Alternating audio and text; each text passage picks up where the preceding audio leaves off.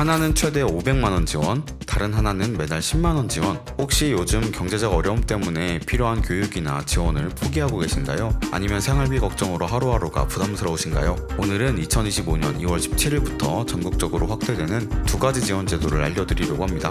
두 제도 모두 올해부터 혜택이 크게 늘어나고 신청도 훨씬 간편해졌는데요. 어떤 제도인지 오늘 자세하게 살펴보겠습니다. 아는 것이 돈이다. 복지뉴스 넘버원 KB 뉴스 지금 시작합니다.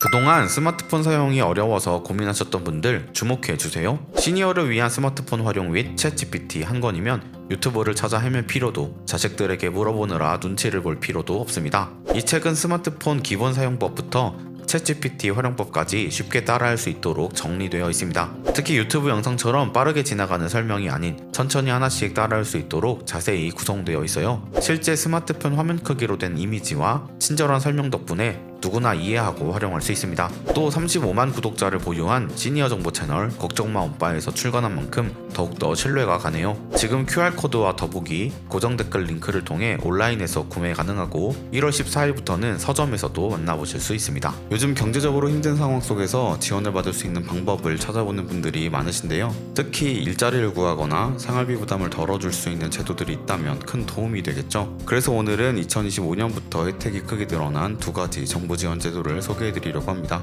이 두 제도는 단순히 금전적인 도움을 주는 것을 넘어 새로운 기회를 만들고 새삼을 안정적으로 설계할 수 있도록 돕는 제도인데요. 지금부터 하나씩 자세히 알아보겠습니다. 첫 번째로는 국민 내일 배움카드 지원금 확대 소식입니다. 이 제도는 경제적 어려움을 겪는 분들이 직업 훈련을 받고 더 나은 일자리를 찾도록 지원하는 제도입니다. 기존에는 훈련비로 최대 300만원을 지원받을 수 있었지만 올해부터는 200만원이 추가 지원되면서 최대 500만원까지 지원받을 수 있습니다. 지원금은 직업훈련 등록이나 자격증 취득 등에 사용할 수 있습니다. 다만 모든 분들이 추가 지원을 받을 수 있는 것은 아닙니다.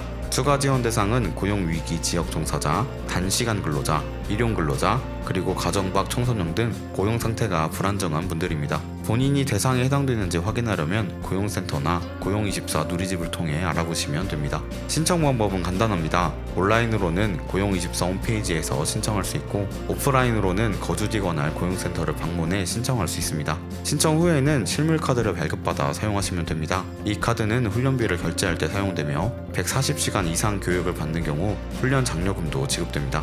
훈련 장려금은 출석률이 80% 이상이어야 지급되며 월 최대 11만 6천원에서 자영업자인 경우 월 최대 36만원까지 받을 수 있습니다. 하지만 실업급여를 받고 있는 경우에는 훈련 장려금이 지급되지 않으니 이 점 꼭 유의하시기 바랍니다. 두 번째로 농식품 바우처 제도를 소개하겠습니다. 이 제도는 중위소득 32% 이하 생계급여 가구를 대상으로 국산 신선식품을 구매할 수 있는 바우처를 제공하는 제도입니다. 2025년부터는 지원 금액이 연 최대 100만원으로 늘어났고 지급기간도 기존 6개월에서 10개월로 확대되었습니다. 지원 대상은 임산부, 영유아, 만 18세 이하 아동을 포함한 가구입니다. 예를 들어 4인 가구 기준으로 월 10만원씩 연 최대 100만원까지 지원받을 수 있습니다. 이전에는 연 48만원만 지원되던 것에서 2배 이상 확대된 금액입니다. 지원금은 바우처 카드 형태로 지급되며 이 카드로 국산 채소, 과일, 육류, 달걀, 흰우유, 두부 등 신성식품을 구매할 수 있습니다. 또한 사용 가능한 장소도 확대되어 농협 하나로마트,